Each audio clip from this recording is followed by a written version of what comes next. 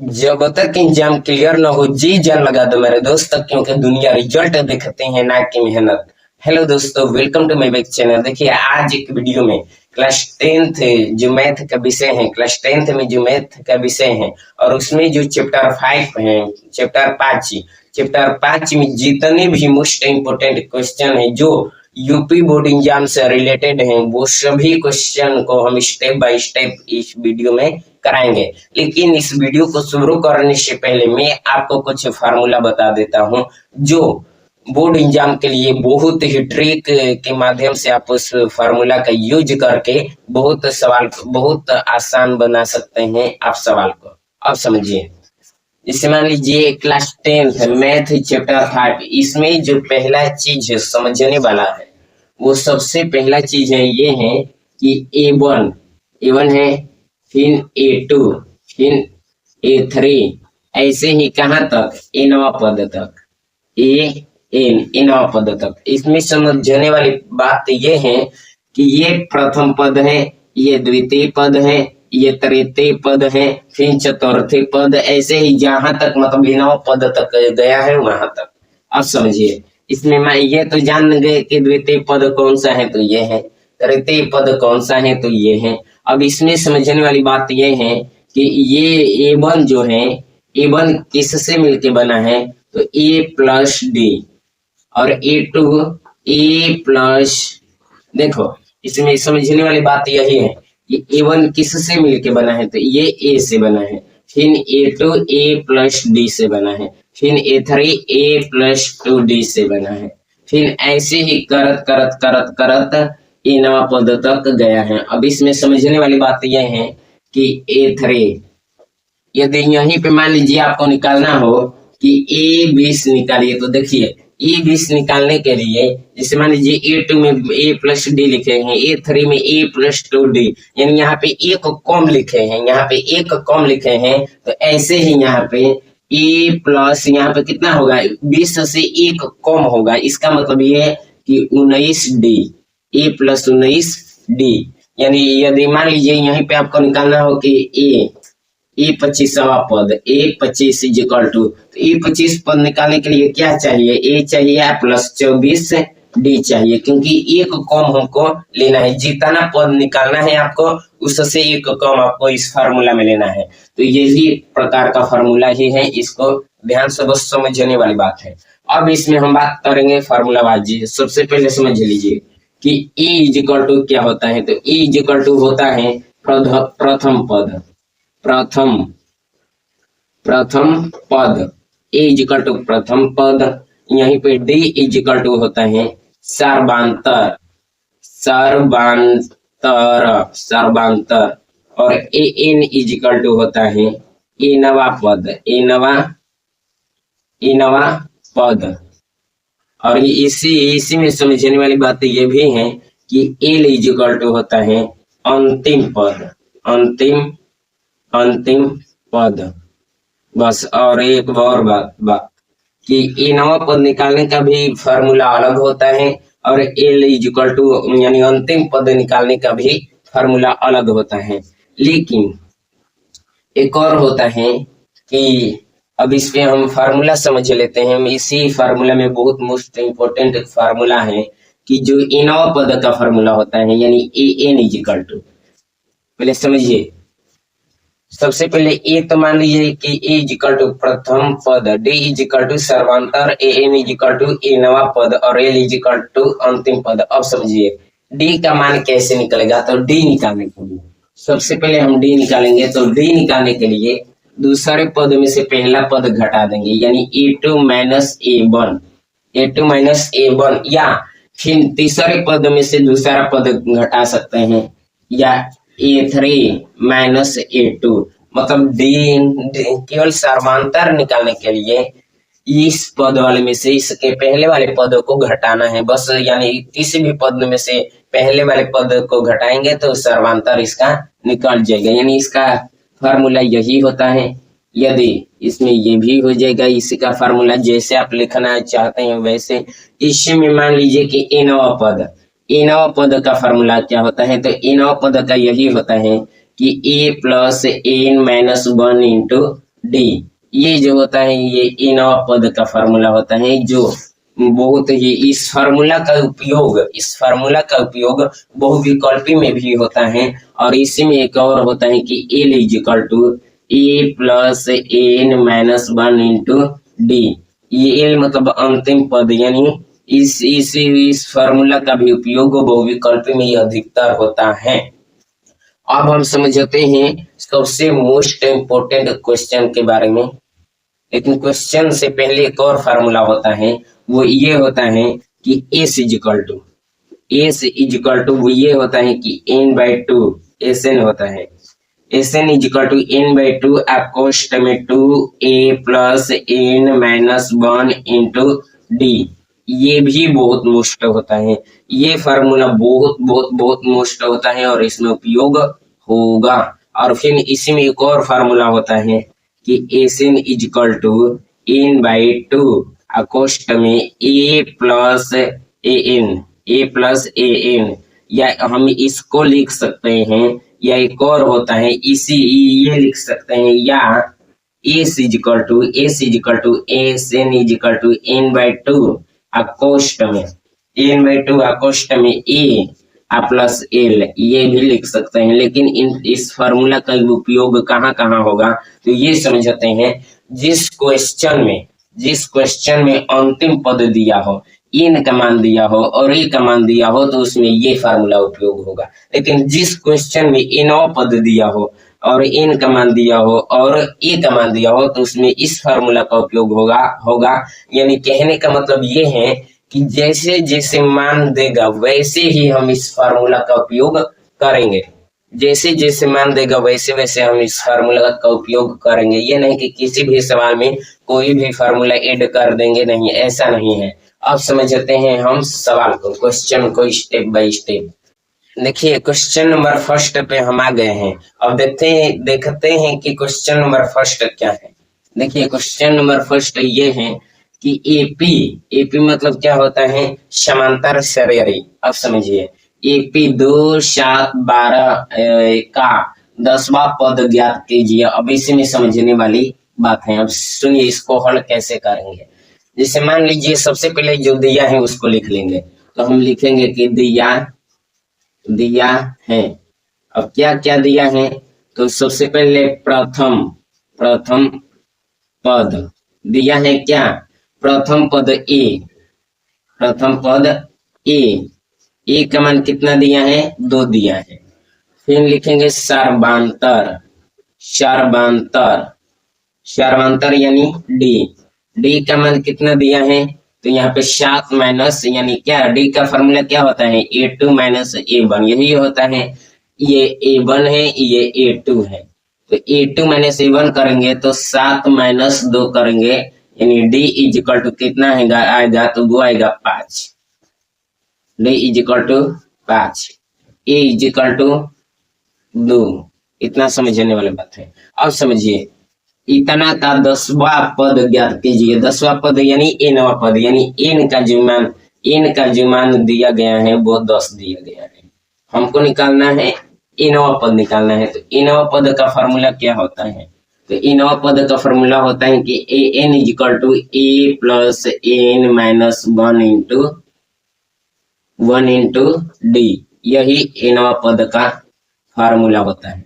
जब ये फार्मूला होता है तो जितना मान दिया गया है इसमें से उठा के बस इसमें फेंक देंगे, यानी भर देंगे। तो समझिए जैसे मान लीजिए ए एन निकालना है, इज इक्वल टू ए का मान कितना है, 2 दिया है, तो यहाँ पे 2 लिखेंगे, प्लस इन का मान कितना दिया है गए हैं, तो इन का मान 10 दिया गया है, तो 10 माइनस 1 इंटू डी का मान कितना दिया गया है, तो 5, यहाँ पे 5 कर देंगे और इसको सॉल्व करेंगे। तो ए एन इज इक्वल टू होगा 2 प्लस 10 में से 1 गया 9 और 9 गुणे 5 यानी 45, न बचे 45। तो ए एन का जो मान होगा 45 2 47, यानी इसका जो राइट आंसर होगा 47 होगा, यानी इसका जो राइट आंसर होगा वो 47 होगा। यदि आप इसका स्क्रीनशॉट लेना चाहते हैं तो ले लीजिए। ये सबसे आसान क्वेश्चन है जो बहुविकल्पी में पूछता है, ये बहुविकल्पी वाले क्वेश्चन है। अब मैं आपको दीर्घ वाले क्वेश्चन बताता हूँ, स्क्रीनशॉट लेना चाहते हैं तो ले लीजिए। हम दूसरे क्वेश्चन पे आ चुके हैं। आइए देखते हैं कि क्वेश्चन नंबर सेकंड क्या है। देखिए क्वेश्चन नंबर जो सेकंड है वो ये है कि उस एपी का 31वां पद ज्ञात कीजिए जिसका 11वां पद 38 है और 16वां पद 73 है। ये बहुत मोस्ट क्वेश्चन है जो बोर्ड एग्जाम के लिए नंबर 1 क्वेश्चन है। अब समझिए इसको हॉल में हम कैसे लिखेंगे, इसको एकदम ध्यान से देखिएगा। देखिए जो दिया है क्वेश्चन करने का पहला जो नियम होता है, जो दिया है उसे लिख लेते हैं।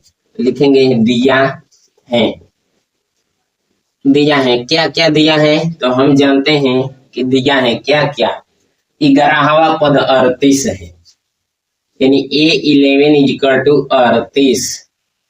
16वां पद 73 है, A16 इजिकल टू 73। यही दिया है। हमको निकालना है एपी का 31वां पद, यानी A31 इजिकल टू निकालना है। तो इसको स्टेप बाय स्टेप समझिए। सबसे पहले हम आपको पहले ही बताए थे कि 11वां पद मतलब क्या, A11 को हम क्या बोल सकते हैं, ये बोल सकते हैं कि A प्लस 10D, इतना बोल सकते हैं। फिर A16 को हम क्या बोल सकते हैं, इसको हम बोल सकते हैं कि A16 is equal to A plus 15D, क्योंकि हम आपको बताए थे कि जितना पद निकालना है उससे एक कम डी में लेना है, तभी जाके पद आपको निकलेगा। अब समझिए यहाँ पे A11 का मान कितना दिया गया है 38 से, उसको उठा के यहाँ पे रखेंगे या पलट देंगे, तो ये होगा कि A, यहाँ पे समझिए A plus 10D is equal to 38 से ऐसे लिख सकते हैं, क्योंकि 11 का मान हम यहाँ पे मतलब बराबर के उधर रख दिए, यानी इसको मान लेंगे समीकरण नंबर फर्स्ट, इसको फर्स्ट। ऐसे ही इसमें भी A plus 15D is equal to A16 का मान 73 है, तो 73 इसको मान लेंगे समीकरण नंबर सेकेंड। इसको कितना मानेंगे, सेकेंड। ये फर्स्ट है सेकेंड मान लीजिए, तो दोनों को हल कैसे करेंगे, जैसे मान लीजिए कि ये दिया है A15D इजिकल टू 73, तो इसी पे करेंगे कि A plus 15D is equal to 73। तो पहला है कि A plus 10D is equal to 38। अब समझिए ये है सेकेंड, मान लीजिए ये है फर्स्ट, दोनों से ऊपर लिखेंगे कि फर्स्ट व सेकेंड से समीकरण 1 और 2 से क्या आएगा, इसको हम क्या करेंगे समझिए, ये दोनों प्लस में है तो केवल इसको हम घटाएंगे, केवल घटाएंगे, तो घटाएंगे तो ये कटेगा, ये कितना होगा, ये होगा 5D इजिकल टू, ये होगा यहाँ पे 3 है यानी 13 में से 8 गया, 8 9 10 11 12 13 यानी 5 ही बचेगा। फिर यहाँ पे बचा 6, 6 में से 3 गया 3 यानी 35 बचा, यानी जब 5D इजिकल टू 35, तो हम जानते हैं कि D इजिकल टू कितना होगा, 7 25 35, यानी D का जो मान आएगा वो आएगा 7। अब समझिए जब D का मान 7 आया, 7 कैसे आया, D इजिकल टू 35 बटे का 5 होगा, कटेगा तो 7 बार में, इसलिए D इजिकल टू 7। अब समझिए इसी को D का मान निकल गया। अब हमको चाहिए A का मान। A का मान निकालने के लिए यहाँ पे लिखेंगे कि D का मान समीकरण 1 में रखने पे, यानी D का मान समीकरण फर्स्ट में रखने पे यही लिखेंगे। फर्स्ट क्या है, A plus 10D is equal to 38, यही है। D का मान है 7, तो A plus 10 Gore 7 is equal to 38, ये 70 होगा, इधर आ गया तो -70 होगा, यानी A इजिकल टू 38 माइनस 70, तो A इजिकल टू कितना होगा, A इजिकल टू होगा 2, यहाँ पे बचेगा 3 32 यानी -32, यानी A का मान -32 होगा। अब समझिए इसमें समझने वाली बात है कि हमारे पास A का मान कितना निकला, A का मान निकला -32, A का मान -32 और D का मान है 7। बस इसी से मतलब है, इतना करने का मतलब यही है कि हमको A और D का मान निकालना है। जिससे मान लीजिए समीकरण फर्स्ट है सेकंड है से जब हम विलोपन भी दे दीजिए कि यहाँ पे मान लीजिए हम विलोपन विधि की है, तो विलोपन विधि से डी का मान आया और डी का मान उठा के समीकरण 1 में रखे तो ए का मान आ गया। जब दोनों का मान आ गया तो यहाँ पे लिख लिया। अब हमको A31 का मतलब यही होता है, A31 equal to A plus 30D यही होता है। तो हम जानते हैं कि 31वां पद निकालना है तो एक कॉम लेंगे यानी 30D लेंगे, इसलिए यहाँ पे A का मान कितना रखेंगे, A का मान लीजिए एक -32 है तो -32 का मान रख लिए, आप प्लस 30 गोरे D का मान कितना है, D का मान 7 है तो 7 लिखेंगे और इसको सॉल्व कर देंगे, यानी A31 इक्वल टू कितना होगा, इसी में -32 प्लस 210 तो A31 इक्वल टू इसमें कितना होगा, यानी 10 में से 2 गया 8 यही होगा। यहाँ पे बच्चा 0 17 इतना, यानी ये प्लस में होगा क्योंकि प्लस वाला अधिक है इसलिए, यानी A31 का जो मान होगा वो 178 होगा, यही हमारा राइट आंसर होगा। सबसे मोस्ट क्वेश्चन यही है क्योंकि ये फंसाने वाला इसलिए है क्योंकि यहाँ पे आप देख सकते हैं कि इसमें कुछ नहीं करना है, दोनों का मान निकाल लेना है। मान निकालने के बाद विलोपन विधि से सॉल्व करेंगे तो डी का मान आएगा। जब डी का मान आएगा तो इसी को उठा के समीकरण फर्स्ट में रखेंगे तो यहाँ से ई का मान आएगा, और जब ए और डी का मान आएगा तो A31 पद का मतलब यही होता है कि A प्लस 30D। तो बस उठा के यहाँ पे ए का मान फेंक देंगे, यहाँ पे डी का मान फेंक देंगे और दोनों को फेंकने के बाद मिला देंगे तो हमारा आंसर निकल जाएगा। बस समझने वाली बात है। यदि आप इसका स्क्रीनशॉट लेना चाहते हैं तो ले सकते हैं। हम चलते हैं अगले क्वेश्चन पे। हम क्वेश्चन नंबर 3 पे आ गए हैं। अब देखते हैं क्वेश्चन नंबर 3 कौन सा है। देखिए क्वेश्चन नंबर 3 ये है कि एक एपी में 50 पद हैं जिसका तीसरा पद 12 है और अंतिम पद 106 है और अंतिम पद 106 है। इसका 29वां पद ज्ञात कीजिए। ये भी वही वाला क्वेश्चन है लेकिन कुछ हट के हैं। ये भी बहुत बहुत बहुत बहुत बहुत मोस्ट है, ये आप ध्यान में रखिएगा। यदि आप क्वेश्चन नहीं कर पाएंगे, यदि नहीं समझ पाएंगे तो उससे रिलेटेड आपको सब कुछ मिलेगा। इसका फोटो भी मिलेगा, PDF भी मिलेगा, सब कुछ मिलेगा। लेकिन हाँ एक बात आप याद रखिएगा कि जब तक एग्जाम क्लियर ना हो जी जान लगा देना मेरे दोस्त, क्योंकि दुनिया रिजल्ट देखती है ना कि मेहनत। दुनिया ये नहीं देखती है कि आप मेहनत कितना किए हैं, बस दुनिया ये देखती है कि तुम्हारा रिजल्ट कितना अच्छा आया है। अब आइए इस क्वेश्चन को सॉल्व करेंगे। देखिए सबसे पहला नियम यही होता है कि जो क्वेश्चन में दिया होता है उसे लिख लेते हैं। जैसे मान लीजिए कि एपी में 50 पद हैं। पद का मतलब यह है कि एन का मान पहले ही 50 दिया हुआ है। यहाँ पे क्या लिखेंगे, दिया है। क्या लिखेंगे, दिया है, दिया है। अब दिया है तो क्या दिया है, सबसे पहले एन का मान 50 दिया है। अब समझिए जिसका तीसरा पद 12 है यानी A3 = 12 दिया गया है और अंतिम पद 106 है यानी एल का जो मान है वो 106 है। अब समझिए 29वां पद ज्ञात कीजिए यानी A29 हमको निकालना है। बस यही 4 ऑप्शन दिया गया है। बस यानी एन का मान दिया गया है और A3 का मान दिया गया है, एल का मान दिया गया है और A29 का मान दिया गया है। इतना ही दिया गया है, इतना से ही हम सॉल्व करके इसका आंसर निकालेंगे। बहुत आसान है, आप देखेंगे तो भी धुआं कर देंगे, तुरंत धुआं कर देंगे। अब समझिए जैसे मान लीजिए A3 को हम क्या लिख सकते हैं, A + 2D = 12। पहले ही मैं आपको बताया हूं कि A3 को क्या क्या लिख सकते हैं। तो अब आगे समझिए।